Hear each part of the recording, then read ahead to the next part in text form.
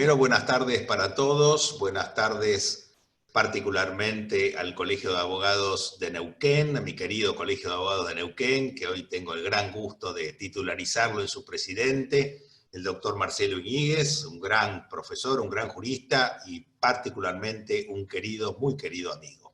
La verdad que con Neuquén me vincula, recién hablábamos fuera de cámara, en off, de alguna manera, me vincula un afecto muy grande, muy grande, y además hemos hecho un trabajo muy fuerte tanto en Neuquén como en Río Negro desde hace ya muchos años, vinculado con todos los cursos de capacitación de la Universidad de Bolonia en Latinoamérica. Así que hemos generado gran cantidad de amigos. De hecho, la primera corte de la maestría en Justicia Constitucional y Derechos Humanos estuvo integrada en su gran mayoría por gente de Neuquén y de Río Negro, por profesionales tanto del ámbito liberal como de la justicia de Neuquén y de Río Negro. Así que muchas gracias por la invitación y muchas gracias por la invitación para reflexionar sobre algunas categorías del derecho que a mí me parece que nos ha refrescado y nos ha compelido justamente esta emergencia tan particular que estamos viviendo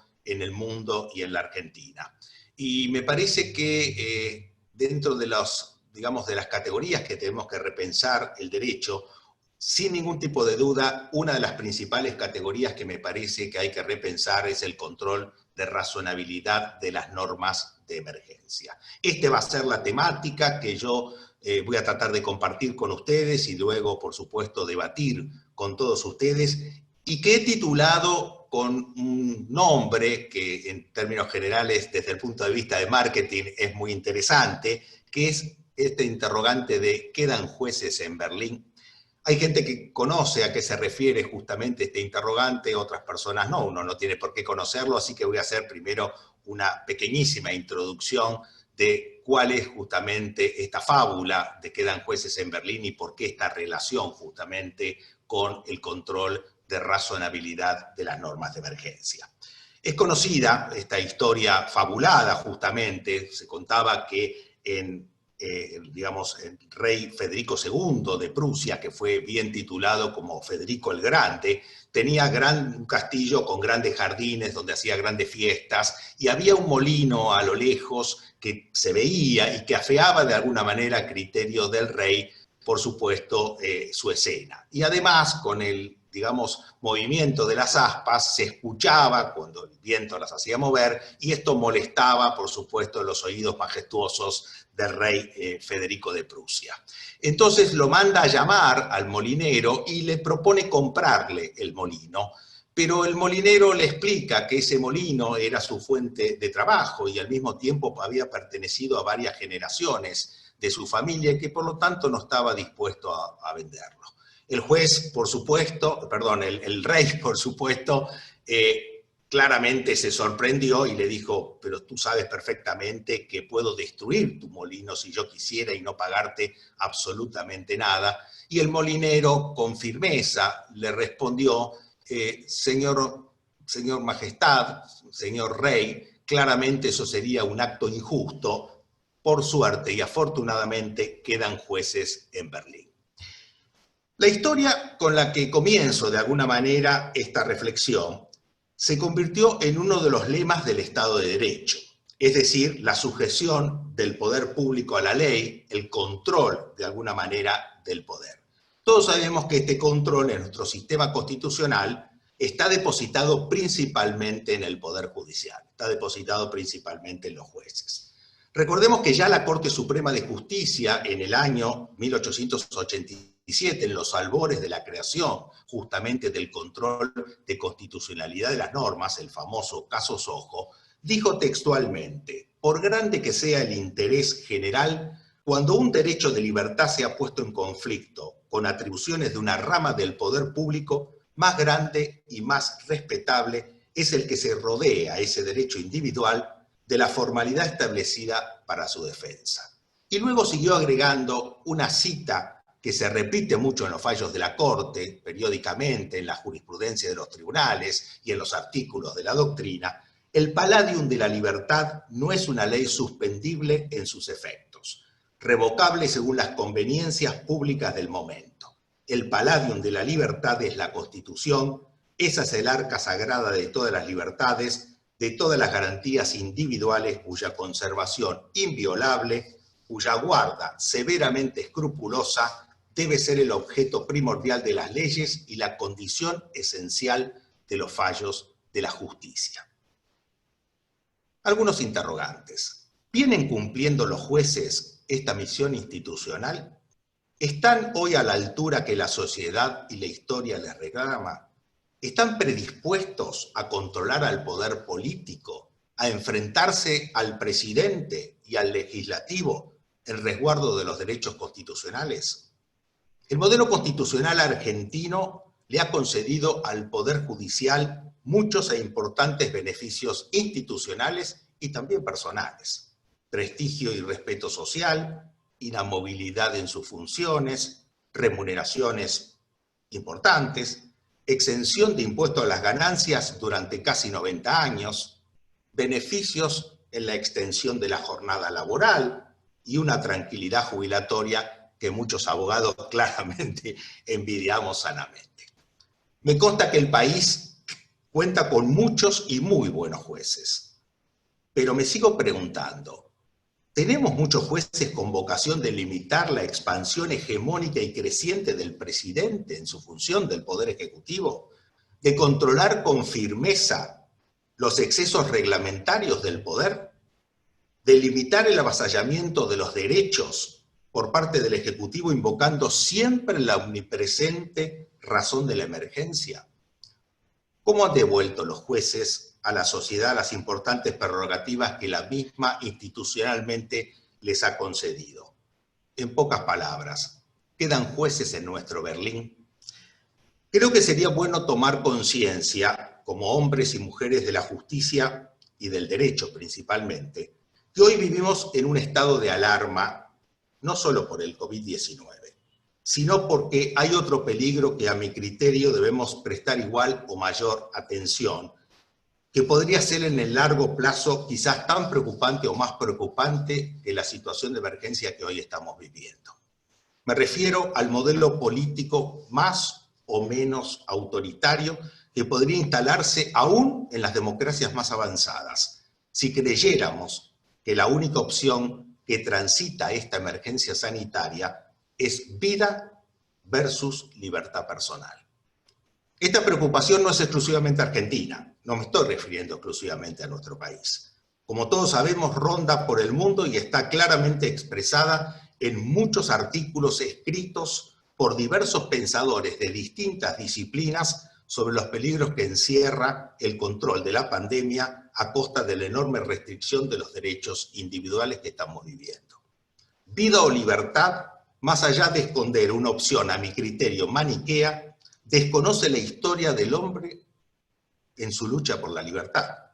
La historia del constitucionalismo es la entrega o el riesgo de la vida por la libertad, no la entrega de la libertad por la vida. En Argentina, lamentablemente, nos acompaña una tradición autoritaria que viene desde muy lejos, como todos sabemos, y hoy se hace presente todos los días con intensidad desde que el gobierno ha instalado esta opción binaria, a mi criterio, reitero, muy equivocada. Nuestro sistema constitucional, como todos sabemos, y se repite a diario, repetimos a diario, los abogados, los profesores de derecho, los jueces, los políticos, los periodistas, se edifica sobre tres ramas supuestamente equilibradas y separadas: la legislativa, la ejecutiva y la judicial. Pero este equilibrio ideal, y yo diría casi romántico, que diseñó la Constitución de 1853 en otras circunstancias, en la práctica hoy sufre numerosos desajustes, y todos ellos favorecen siempre al Poder Ejecutivo. No agrego nada al decir que nuestro sistema político se ha definido, en términos generales, por todos los pensadores, no solo del derecho, como hiperpresidencialista. Son muchas, por supuesto, y muy diversas las razones por las cuales los poderes ejecutivos tienen un liderazgo político natural en todos lados. No cabe en este momento, en esta charla, analizarlos. Basta mirar solamente las noticias en los diarios o en la televisión para darnos cuenta que los titulares en América lo ocupan Donald Trump, Jair Bolsonaro, Maduro, López Obrador, la dupla Fernández-Fernández, y antes lo hacía Chávez, Evo Morales o Rafael Correa. En la Argentina, como todos sabemos, el liderazgo ejecutivo tiene rasgos muy particulares y propios y sumamente intensos. Las raíces históricas de nuestro origen autoritario, como también lo definió José Ignacio García Hamilton, ese historiador de alguna manera, o ese gran abogado que se devino historiador y que su tesis doctoral de la Universidad de Buenos Aires se denominó sobre nuestros orígenes autoritarios, justamente, las debilidades de nuestro federalismo, que yo, la verdad, me sorprendo muchas veces cuando escucho a grandes constitucionalistas hablar del federalismo de la concertación de la reforma del 94. Yo diría que la cruda realidad nos muestra más un federalismo de la sumisión que un federalismo de la concertación. Hoy un federalismo de el sálvese quien pueda o del individualismo, de alguna manera. Otras cuestiones como el diseño del poder ejecutivo hecho por Alberdi en su momento, que quería, como él bien lo dijo, un monarca republicano, y principalmente el fracaso, que me disculpen mis amigos convencionales constituyentes de la reforma del 94, de justamente una de las banderas de la reforma del 94, que fue atenuar el sistema presidencialista de gobierno. Claramente, las reformas introducidas al constitucionalizar los decretos de necesidad y urgencia en el 99, inciso tercero, la delegación de facultades legislativas en el 76, la promulgación parcial de las leyes en el artículo 80, claramente ha transformado una expansión de las facultades, al contrario de lo que se pretendía del Poder Ejecutivo, a tal nivel. Y acá voy a citar una frase muy interesante que me gustó mucho de un trabajo de Alberto Bianchi, en el cual dice: se ha creado un congreso paralelo en la Casa Rosada que además está en sesión permanente, porque no tiene receso legislativo. A esto debemos sumar un sistema político de partido predominante o hegemónico, de acuerdo a los criterios de clasificación de los cientistas políticos que tomemos, y alianzas de carácter movimentista que con mayor o menor intensidad, de acuerdo a las etapas de la historia nacional, de alguna manera y bajo distintas formas, van tratando de capturar la presencia de todo el espacio político nacional y, por supuesto, la figura todavía del caudillo en algunas provincias, y un sistema, además, de lista completa en la elección de diputados nacionales, o también llamada lista sábana, que al no ser de circunscripción uninominal, lo que hace es depender más el representante del partido político en el cual fue en la lista que realmente de los representantes a los cuales debe representar. Esto hace, sin ningún tipo de duda, conformar un sistema político que claramente nos da una situación de fuerte preeminencia justamente del Poder Ejecutivo. Quien captura de alguna manera en la elección el Poder Ejecutivo, salvo excepciones contadas con los dedos de las manos, captura normalmente una mayoría legislativa. Si a esto le sumamos la disciplina de voto, la consecuencia que tenemos es que la clásica y supuesta y romántica trilogía de la división de poderes se transforma en una dualidad, es decir, poder político versus, entre comillas, el versus poder judicial. De allí quizás que una de las principales razones por las cuales la política ha tenido siempre una preeminencia a influir o a tratar de capturar el poder judicial en la Argentina. Pero este contexto que estoy describiendo sería incompleto sin la mención en el derecho argentino del actor central, al cual me quiero referir. De alguna manera, el actor estelar que vamos a titular a la emergencia.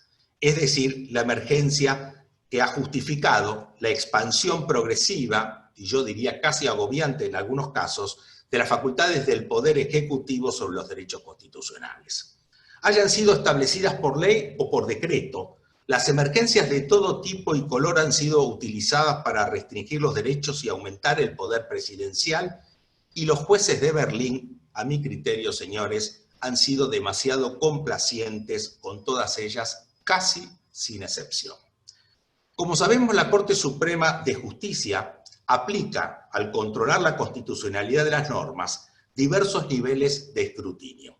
La emergencia económica supone un tipo de control en el que, por contraposición a otros supuestos, como por ejemplo, las llamadas categorías sospechosas, se caracteriza por una peculiar y amplia deferencia hacia los órganos políticos. Tengamos en cuenta que desde inicio la Corte Suprema, en un caso del año 1959, llamado Nadur, admitió que la legislación de emergencia puede ser válida aunque ella signifique restricciones a derechos individuales que en circunstancias normales serían inconstitucionales. Por consiguiente, el control en casos de normalidad puede tener distinta intensidad, un control de mera razonabilidad o un control más estricto en las llamadas categorías sospechosas. Pero en la emergencia siempre se vuelve laxo y consecuencialista. Repasemos un poco la evolución de la doctrina de la emergencia en justamente la doctrina de la Corte Suprema. Ercolano Colanteri en el año 1922 fue uno de los primeros casos en donde la Corte abrió la puerta a las leyes de emergencia. La Corte se apoyó en ese fallo en un contexto fáctico de emergencia habitacional para justificar restricciones al derecho de propiedad individual en función del interés general. Para el pensamiento de aquel entonces, de aquella época, si bien la emergencia permitía restricciones a los derechos en principio inadmisibles, exigía, y lo destaco, un cuidadoso examen de dichas restricciones. 10 años después, en 1934, en Abico con De la Pesa, la Corte convalidó una ley que recortaba los intereses pactados en los préstamos con garantía hipotecaria, limitando así el derecho de propiedad de los acreedores hipotecarios con fundamentos nuevamente en el bienestar general. Si bien no renegó discursivamente del límite de discrecionalidad legislativa que fija el artículo 28 de la Constitución, el énfasis de la argumentación recayó en el amplio marco y en el espacio de libertad de decisión que gozaba el Congreso. Luego de estos primeros dos fallos señeros vinculados con la convalidación jurisprudencial de la doctrina de la emergencia, la doctrina sufrió una evolución progresiva hacia la restricción cada vez más fuerte de los derechos constitucionales, pasando en algunos casos de la deferencia legislativa prácticamente a la abdicación judicial del control, como en el caso Merck Argentina del año 1948, lo que vino por supuesto de la mano de la aceptación del poder de policía amplio magnificado por la invocación de las razones de la emergencia. En el año 1960, siguiendo con la jurisprudencia de la Corte, en el caso Cine Callao, la Corte convalidó una ley que obligaba a los propietarios de las salas cinematográficas a contratar actores que hicieran números en vivo durante los intervalos, intervalos entre las películas, bajo la argumentación de tratar de convalidar la desocupación que existía en ese momento, justificando así, por supuesto, una fuerte restricción a la libertad de contratar y al mismo tiempo al derecho de propiedad. En 1990, en uno de los fallos más criticados del siglo, Peralta con Estado Nacional, la Corte convalidó no una ley del Congreso ahora, sino, como había sido en los casos anteriores, sino un decreto de necesidad y urgencia del Poder Ejecutivo dictado cuando no estaba constitucionalizado esta facultad presidencial, por el cual privaba a los ahorristas de todos los bancos del país de los plazos fijos que tenían depositados en dólares, canjeándolos, como todos sabemos, con bonos de deuda pública a largo plazo. Estos bonos, al momento en que fueron entregados, cotizaban, como recordamos muchos de nosotros, al 50% de su valor. La excusa fue detener el proceso inflacionario de la Argentina, proceso inflacionario, obviamente, que siguió a lo largo de los años, y que al mismo tiempo trataba de, esa medida, estabilizar el valor del dólar. En perspectiva histórica, creo que el tema más trascendente tratado en Peralta fue justamente la aceptación de los decretos de necesidad y urgencia. Peralta fue el primer caso, digamos, en los cuales institucionalizaron los decretos de necesidad y urgencia, se reconoció la validez del rango legislativo de estos decretos, no constitucionalizados, como reitero, por aquel entonces. Peralta se transformó, como muchos recordaremos, casi en un cheque en blanco a favor del Poder Ejecutivo, que se vio reflejado en otros fallos, como Guida, por ejemplo, en los cuales se convalidaron descuentos de haberes de empleados públicos. Este precedente desnaturalizó claramente la romántica división de poderes como principio republicano y convalidó la violación de la propiedad privada en aras de la supuesta supervivencia del Estado. La construcción, yo diría, poco feliz a la que acudió la Corte dejando vivo justamente esta norma nacida de atribuciones que no tenía el Poder Ejecutivo, se transformó en un precedente que, como muchos recordaremos y pudimos ver y podemos leer, tentó y avaló una cantidad enorme de decretos de necesidad y urgencia a tal nivel de que, aquí cito palabras que me parecen felices de Jorge Vanossi, transformó lo que era excepcional en algo habitual. Salimos de la excepcionalidad a la habitualidad, hasta que fueron, por supuesto, como todos sabemos, consolidados en el 99, inciso tercero de la Constitución. Si bien a principios del año 2002 la presión popular pudo más que la doctrina de la emergencia y en el caso Smith, la Corte declaró la inconstitucionalidad de las normas de emergencia adoptadas con referencia al sistema financiero, poco duró el aire constitucional fresco. 2 años después, en el año 2004, con un cambio de por medio en la composición de la Corte, en el famoso caso Bustos, se convalidó la especificación de los depósitos bancarios, cuya intangibilidad había sido prometida por la ley 25.466 a una paridad que no reflejaba el valor del mercado de los dólares correspondientes al depósito original, lo que implicó, como todos sabemos, una importante pérdida de capital para los ahorristas. Esta situación fue avalada priorizando los derechos sociales frente a los derechos individuales. Quiero leer textualmente una frase que me parece que es interesante tener presente de la Corte, del fallo de la Corte. Dentro de un esquema constitucional donde priman los derechos humanos y ante la existencia de grandes sectores de la población con necesidades básicas insatisfechas y por debajo de la línea de indigencia, no se puede conectar una pretensión individualista por sobre el interés individual.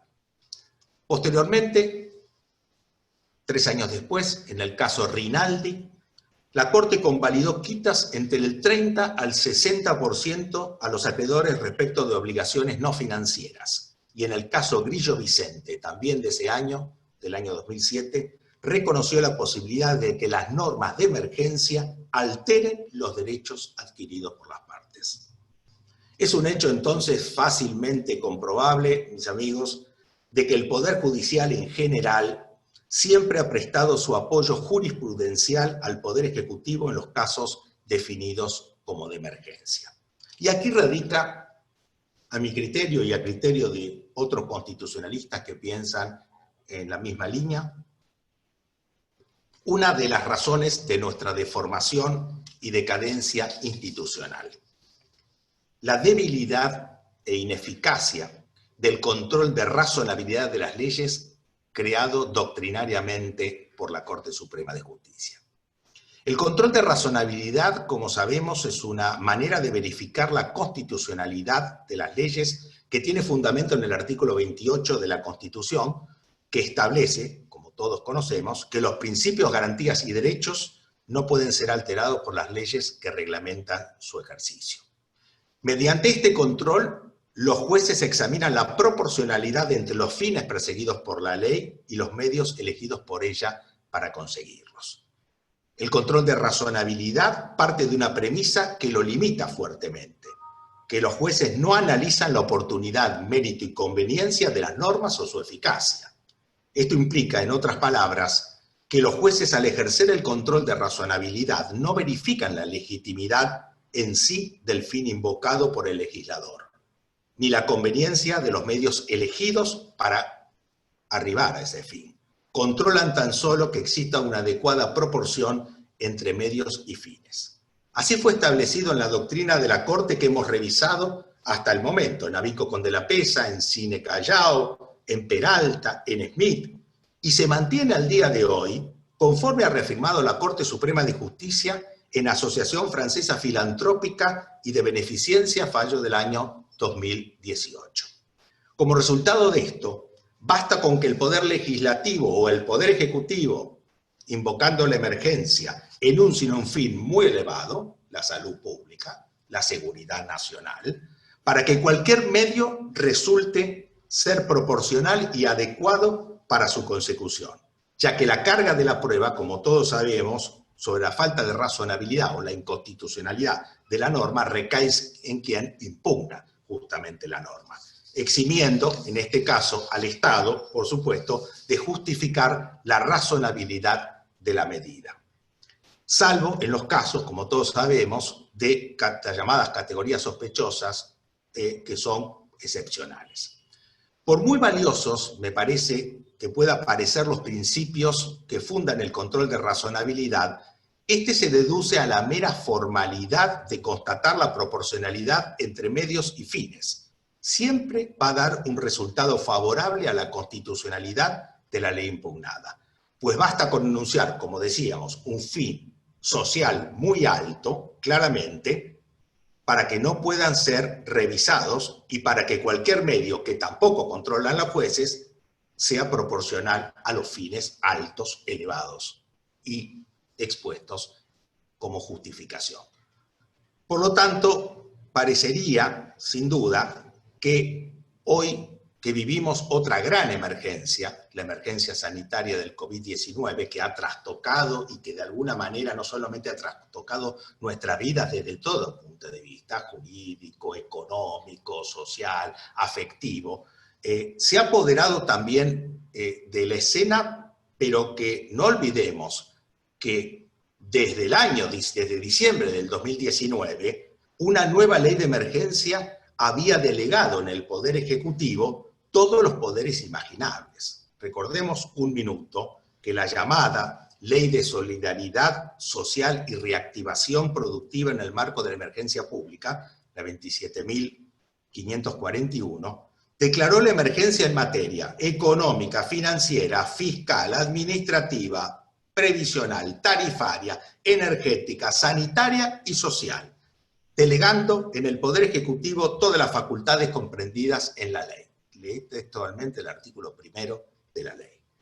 Si bien la ley pretendía cumplir con las exigencias establecidas en el artículo 76 de la Constitución, fijando las bases de la delegación, claramente esto fue una mera formalidad, porque las facultades delegadas son tantas y además al mismo tan vagas e imprecisas que la separación entre el Congreso y el Poder Ejecutivo queda reducida a una línea imaginaria. En pocas palabras, el Congreso le entregó prácticamente al Poder Ejecutivo todas las facultades sustanciales que la Constitución le confiere al Poder Legislativo. En el marco de esta nueva emergencia, los derechos individuales se han restringido realmente con mucha intensidad. No me refiero ahora a derechos de propiedad, ni me refiero a la libre contratación. Me estoy refiriendo a los derechos no suspendibles en épocas de emergencia, conforme establece el artículo 27 de la Convención Americana de Derechos Humanos, como los derechos a la nacionalidad, el derecho a la familia, el principio de legalidad y retroactividad, y otros derechos del constitucionalismo básico, como es el de trabajar y ejercer toda industria lícita, circulación, domicilio, reunión, etc. El Poder Ejecutivo, a través de decretos de necesidad y urgencia, tipifica figuras penales, en violación al artículo 99, inciso 3, 18 y 109 de la Constitución Nacional. Todos los derechos del artículo 14 están concentrados en un solo poder, quien decide quién trabaja y quién no, quién conserva su negocio o quién quiebra, quién puede circular libremente y quién no, quién puede reunirse con sus familiares y quién no, quiénes pueden retornar a su domicilio estando en el extranjero o en otro punto del país, y quién quedará a su suerte en el exterior o deberá acampar quién sabe cuánto tiempo a la vera de una ruta. Provincias que cierran sus límites, municipios que edifican terraplenes para prohibir el ingreso entre vecinos a los que los separa una calle o una ruta. Una situación kafkiana, a mi criterio, inimaginable para el derecho constitucional hace solo 6 meses atrás. Como hemos visto, a través de esta rápida revisión de la doctrina de la emergencia global, es decir, de la emergencia de toda naturaleza y color, el poder presidencial ha crecido y se ha afirmado a expensas del poder legislativo y principalmente del poder judicial, quien ha desplegado un control institucional muy débil en los últimos años, situación que se repita, a mi forma de ver, se sigue repitiendo y nos obliga a repensar de alguna manera el principio del control de razonabilidad de las leyes frente a esta terrible emergencia del COVID-19. Comencé esta charla planteando una cantidad de interrogantes de la principal función que nuestro sistema constitucional ha depositado en el Poder Judicial, el control de los actos del poder político en resguardo de los derechos humanos, de los derechos constitucionales. Quiero finalizarla con otros interrogantes y con la esperanza de que sirvan y constituyan un trampolín y un puente, diría yo, que conduzca al debate y a la reflexión justamente sobre la edificación que la Corte ha hecho desde hace casi 100 años y todavía aún mantiene sobre el principio de razonabilidad, particularmente el principio de razonabilidad en el control judicial de la normativa de la emergencia. No hay que repensarlo, no hay que repensar el control de razonabilidad frente a las normas autotituladas por parte del poder político como normas de emergencia. ¿No sería conveniente un nuevo diseño jurisprudencial no tan deferente hacia el poder político? Frente a la enorme concentración de poder que hemos visto en el Ejecutivo, ¿no es conveniente en pos de una mejor protección de los derechos invertir justamente la deferencia judicial y depositar en el Estado la obligación de acreditar la constitucionalidad de las restricciones? Es decir, ¿no debería aplicarse un control de constitucionalidad estricto ante las normas de emergencia que restringen los derechos de libertad? ¿No debería constituir una categoría sospechosa de alguna manera y exigir que sea el Estado quien acredite la constitucionalidad de la restricción del derecho? Podemos afirmar hoy que el control diseñado por la Corte Suprema de Justicia que revisamos rápidamente hace casi 100 años justamente, y aún como dijimos mantenido con pocas variantes, es una herramienta de tutela efectiva de los derechos, como manda la Constitución Nacional y las constituciones provinciales. Las respuestas a estos interrogantes quizás constituyan también la respuesta a el título justamente de la exposición. ¿Quedan jueces en Berlín? Mis queridos amigos, yo creo que solo el tiempo nos va a dar la respuesta. Muchas gracias y espero haber generado algunos interrogantes que por supuesto estoy abierto a debatir con todos ustedes. Bueno, muy bueno, Alejandro. Hay algunas preguntas. Si me permiten, yo trataría de abrir el debate y en primer lugar, frente a lo que vos has descrito en el comportamiento histórico que ha tenido el Poder Judicial frente a las situaciones de emergencia, ¿vos crees conveniente que los fallos de la Corte Suprema de Justicia de la Nación sean obligatorios en nuestro país? ¿O eso es indiferente discutir su obligatoriedad porque de hecho produce un efecto cascada que después los jueces inferiores van adoptando el mismo criterio? La pregunta es muy buena, Marcelo. Yo lo tengo escrito, ya el tema, tengo una posición escrita.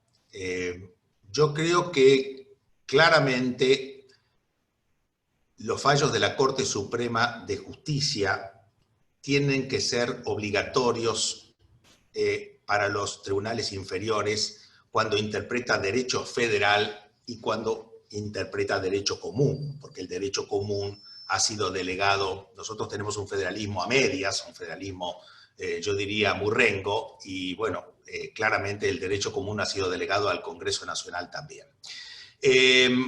Por supuesto, la razón de esta posición es que entiendo que uno de los principales valores o principios que la Argentina debe recuperar es la seguridad jurídica. Y la seguridad jurídica, lógicamente, lo tengo a través de un sistema de stare decisis como tienen los americanos, la Corte Americana, o con un sistema de obligatoriedad del precedente normativo o legislativo. Por supuesto que para eso yo tengo que tener una Corte que no resuelva de alguna manera una cuarta instancia. Es decir, no sea una Corte, digamos, casatoria. Lo que yo necesito es una Corte que establezca una doctrina obligatoria en las cuestiones constitucionales. Es decir, una Corte al modelo americano. El tema es qué Corte quiero. ¿Quiero una Corte al modelo norteamericano o quiero una Corte, digamos, que no solamente resuelva cuestiones constitucionales, sino que resuelva también cuestiones, digamos, casatorias, vinculadas con el derecho común, que sea una Corte como una especie de cuarta instancia, de alguna manera? Las figuras son muy distintas. Hoy está el tema en debate justamente con, digamos, las propuestas de reforma judicial del Congreso. Del Ejecutivo, que ha propuesto el Ejecutivo. Veamos a ver cuál es el debate que nos va a traer este tema a partir de lo que pueda recomendar la comisión asesora. Yo particularmente creo que el tema de, digamos, la doctrina de la arbitrariedad, que es lo que lleva a la mayor cantidad de casos a la Corte Suprema, claramente se puede resolver, se resuelve, obviamente, con una Cámara de Casación, tanto penal como tenemos, como una Cámara de Casación civil. Entonces, no necesito tener una Corte ampliada, dividida en salas, cada una resuelva las cuestiones como puede tener otros países. Doy el ejemplo de Paraguay, con el cual también me vincula un afecto muy grande, ¿no es cierto?, en el cual la Corte está dividida directamente en salas y otras cortes de Latinoamérica. Si tengo una Corte casatoria intermedia, resuelve las cuestiones de arbitrariedad y las cuestiones meramente constitucionales las mantengo en una Corte Suprema que resuelve 80 casos por año, ¿no es cierto? Y no sé, 15.000 o 10.000 por año, 20.000 por año, de acuerdo a los años. Todo depende qué diseño constitucional y qué diseño judicial es el que yo quiero. Y por supuesto el perfil de los jueces va a estar íntimamente vinculado justamente a las funciones y a las competencias que el tribunal tenga. Flavia, he visto que hay una serie de preguntas. ¿Podés vos? Sí, por supuesto. Doctor, se le consulta en términos constitucionales cuál es su opinión en relación al decreto 641/20 en lo que refiere a las reuniones sociales y familiares. Bueno, lo voy a reafirmar, por supuesto. De alguna manera creo que se deduce de alguna manera de mi exposición. Claramente creo que es un decreto inconstitucional, creo que es un decreto que tensiona claramente muchos derechos constitucionales y que además acá el Poder Ejecutivo, lo más grave es que está tipificando, está creando un tipo legal, un tipo penal que no existe, ¿no es cierto? Él está prohibido hacerlo por los decretos de necesidad de urgencia, basta leer el artículo 99, inciso 3 de la Constitución. Bien, hay varias preguntas referidas a la reforma judicial. Se le pregunta al doctor si usted considera que esto permitirá que se recuperen los jueces en Berlín o si por el contrario consolidará aún más el avance desmedido del poder político, y a su vez se le consulta sobre si entiende si es la oportunidad histórica y política frente a ello. Ayer justamente grabé en un programa de televisión que sale mañana, 21:30, por el canal Metro, que se llama Corrientes de Pensamiento, en el cual estuve media hora entrevistado justamente sobre la reforma judicial. A ver, también de alguna manera lo esbocé en la charla. Yo creo que claramente la política argentina tiene una ambición por participar y digitar intensivamente a la justicia, por reformarla permanentemente a la justicia. ¿La justicia necesita reforma? Claramente que sí, nadie puede ignorar, basta ver las encuestas de opinión para darse cuenta que el Poder Judicial es uno de los poderes más desacreditados delante de la sociedad, no lo podemos ignorar. ¿Necesita estas reformas? Yo creo que no. Yo creo que las reformas que necesita el Poder Judicial transitan esencialmente, claramente por la tecnología, claramente por la digitalización de los procesos, claramente por la digitalización de las firmas. Es decir, fíjense que ante el primer problema, de alguna manera grave que tuvimos, se paralizó la justicia. La justicia estuvo, y acá me estoy refiriendo a la justicia federal principalmente, las justicias provinciales reaccionaron en algunos casos más rápido, pero claramente la justicia nacional y la justicia federal, de hecho, yo no debería estar hoy acá en mi estudio jurídico, yo solamente puedo venir al estudio una vez por semana. Es decir, y no hay justicia sin abogados, no nos olvidemos. Es decir, a ver, mis amigos jueces dicen, no, estamos trabajando, miren, están trabajando lo que quieran, pero la justicia es, digamos, un combo completo. No es que trabaja solamente los jueces. Es decir, los jueces trabajan, pero no es justicia. Cuando es justicia, cuando trabaja el sistema completo. Es decir, cuando los abogados estamos presentes, controlando, presentando recursos. Todo esto sufrió enormes deficiencias por falta de tecnología. Acá tenemos un punto a trabajar en la reforma judicial, la tecnología. El otro punto claramente es trabajar en los recursos de infraestructura, los recursos económicos, por supuesto. Todo esto es importante. Todos sabemos que si vamos a los tribunales de acá, la ciudad de Buenos Aires, no me refiero a la justicia de la ciudad, sino me estoy refiriendo a la justicia nacional y la federal, se cierran los lugares porque el peso de los expedientes tienen, digamos, riesgo de derrumbe de algunos edificios. Esto ha pasado, se han evacuado edificios varias veces por riesgo de derrumbe, se han cerrado, se han trasladado los expedientes, todos estos lo conocemos. O sea, otro problema a trabajar es el problema de la infraestructura y del presupuesto del Poder Judicial. Y el tercer problema a trabajar, a mi criterio, es la capacitación del Poder Judicial. Es decir, todos también sabemos que hay jueces excelentes, preocupados, que se capacitan permanentemente, y jueces que una vez son designados, es decir, se tiran a dormir la siesta y se quedan sentados, ¿no es cierto?, en la titularidad de su cargo. A ver, tengo 40 años de profesión de abogado, es decir, nadie me tiene que contar esto, lo he vivido y lo sigo viviendo, y lo digo con mucho respeto y con espíritu constructivo, por supuesto. Por lo tanto, me parece que estos son los temas a trabajar en la reforma judicial. Esta reforma judicial propuesta tiene dos ejes, principalmente. El eje enviado al Congreso Nacional, el proyecto de ley que yo diría es un proyecto de ley cuantitativo, no cualitativo. Es decir, es la suma de alguna manera de mayores juzgados, la fusión de la justicia federal, criminal y correccional de la capital con la civil y comercial, el traspaso de algunas competencias penales a la justicia de la ciudad de Buenos Aires en cumplimiento de algo que viene demorado, que es la autonomía de la ciudad, la resistencia de los jueces nacionales a pasar justamente a la justicia de la ciudad. Fíjense con qué velocidad tanto la Cámara Federal Civil y Comercial como la Cámara Criminal, Penal Criminal de la capital, de la Justicia Nacional, reaccionaron ante esta situación con acordadas. Yo particularmente les quiero aclarar que soy un férreo defensor de la independencia y del Poder Judicial, pero no comparto que los jueces tengan que expedirse respecto de proyectos de reforma judicial a través de acordadas. Es decir, para eso está la Asociación de Magistrados, para hacer la defensa de los intereses de alguna manera sectoriales. Reaccionaron muy rápido, no reaccionaron tan rápido ante la enorme violación de derechos que estamos teniendo, porque hay un montón de recursos presentados, amparos o habeas corpus que han sido rechazados. Entonces, llamemos las cosas de alguna manera, perdónenme mi efusión y mi sinceridad, ¿no es cierto? Pero llamemos las cosas un poco también por su nombre. ¿Esta reforma es la adecuada? A mi criterio no. ¿Es oportuna? A mi criterio no.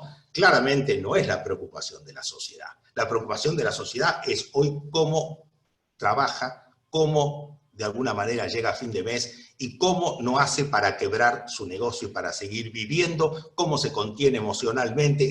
Son otras las preocupaciones. Por lo tanto, sin duda, no estoy de acuerdo con la oportunidad, no estoy de acuerdo con la legitimidad, es decir, una reforma de la justicia una propuesta de reforma o un proyecto de reforma de las instituciones más básicas, como la que se va a generar en los proyectos de ley que supuestamente el Ejecutivo va a enviar al Legislativo después que la comisión asesora se expida, vinculados con nada más ni nada menos que la reforma de la Corte Suprema, del Consejo de la Magistratura, del Ministerio Público Fiscal y la instauración del juicio por jurados a nivel nacional. Ustedes los neuquinos lo conocen bien porque lo tienen. Son temas tan trascendentes que requieren de una legitimidad política muy importante.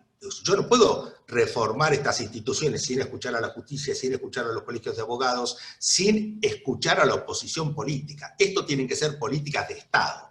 Es decir, y claramente, si no logramos esa legitimidad, va a pasar lo que pasó cuando el expresidente Menem, recuerden, envió la ley de ampliación de los miembros de la Corte, se aprobó con un voto en la Cámara de Diputados en el famoso Diputrucho, se llamó y pasó a la historia como el Diputrucho, y después duró lo que duró un soplo, porque otro gobierno justamente bajó a 5 los miembros de la Corte. Las reformas institucionales tienen que ser una política de Estado y tienen que tener un alto consenso. Si no, son pan para hoy y hambre para mañana. Doctor, se le consulta justamente cuál es su opinión respecto a la posibilidad de ampliar el número de jueces de la Corte. Yo particularmente creo que esta Corte es una Corte demasiado chica. Así como digo todo lo que digo, creo, yo no tengo intencionalidad política, en el sentido no tengo ninguna, de alguna manera, intención política, ni al mismo tengo ningún compromiso político, por lo tanto, así como digo una cosa, digo la otra. Yo creo que esto es una Corte muy chica, es la Corte más chica de Latinoamérica, junto con la uruguaya.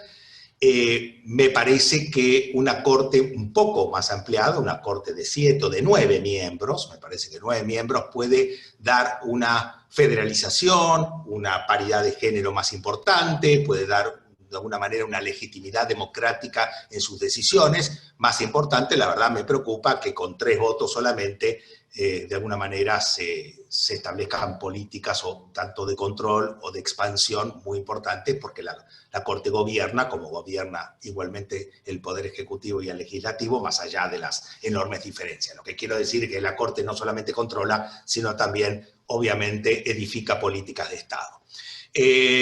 Por lo tanto, mi opinión siempre fue en una Corte más extensa. No creo claramente que esta sea la oportunidad para debatirlo. Reitero, creo que esto tiene que venir de una construcción política de consenso y legitimidad y no de una iniciativa particular de un gobierno en un momento determinado, porque la historia nos dice que se han ido bajando o subiendo los miembros de la Corte con distintos gobiernos. Esto también nos enseña que quizás o tenemos una política de Estado que termine esta discusión que se viene generando hace muchísimos años, o algún día tendremos una norma en la Constitución que diga la Corte Suprema tiene 9 miembros, 7 miembros, 5 miembros, y se acabó entonces la discusión.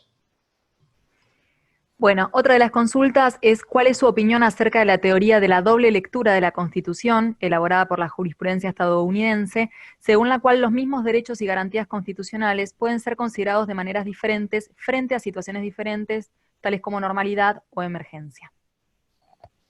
Esa lectura de la Corte estadounidense es una lectura, digamos, a ver, si bien existente, diferente a la doble lectura que ha hecho nuestra Corte. Nuestra Corte también tiene una doble lectura, como he descrito. Una cosa es la lectura de los derechos en épocas de normalidad, otra cosa es la lectura de los derechos en épocas de emergencia, o sea, mucho más restrictivo.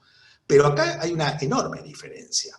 La Corte americana, tanto como la Corte americana como tribunales europeos, recuerdo en este momento el Tribunal Federal alemán, es decir, el Tribunal Constitucional alemán, tienen una lectura que, si bien de alguna manera establecen esta distinción que también la pregunta ha hecho, invierten la carga de la argumentación. El Estado también tiene que demostrar que la restricción del derecho individual es necesario en la situación de emergencia. No se da una situación laxa, consecuencialista y de enorme deferencia hacia el poder político como la que ha edificado la Corte Suprema Argentina. claramente tiene un control mucho más estricto en los modelos americanos y el modelo alemán. Bueno, yo ya para finalizar, no sé si hay alguna otra pregunta de los que concurren. No hay más, doctor. ¿No hay más? No. Bueno, entonces, si les parece, le damos un aplauso digital a nuestro amigo Alejandro. Muchas gracias por estar presentes, a todos los que han concurrido de igual modo. Ha sido muy claro en todo momento el doctor Amaya, y eso creo que ha limitado también que sigamos con este debate. Para nosotros es muy importante esto, abrirlo directamente a todos, a toda la sociedad, a todos los abogados y abogadas, porque esto nos permite reflexionar y nos permite tomar una posición frente no solo a lo que ocurre frente a la emergencia, sino también tomar una posición, cómo vamos a hacer una sociedad mejor, un Estado de Derecho y social y democrático mejor, más accesible para toda la gente. Gracias, Alejandro, gracias a todas y todos, y hasta la próxima. Hasta luego, digamos. Gracias, querido Marcelo, y gracias a todos los participantes. Felicito al Colegio de Abogados de Neuquén por este ciclo permanente, porque me llegan todas las invitaciones. La verdad que una actividad académica muy intensa, que además yo diría que es una actividad profesional muy intensa, porque la academia y la profesión, ya sea de un lado o del otro del mostrador, es muy, muy importante. Es tan bueno una buena teoría como una buena práctica, y todos lo sabemos, así que muchas felicitaciones, querido Marcelo, muchas gracias nuevamente por la invitación, y un abrazo virtual para vos, para todos los queridos amigos de Neuquén y para todos los asistentes a este hermoso debate.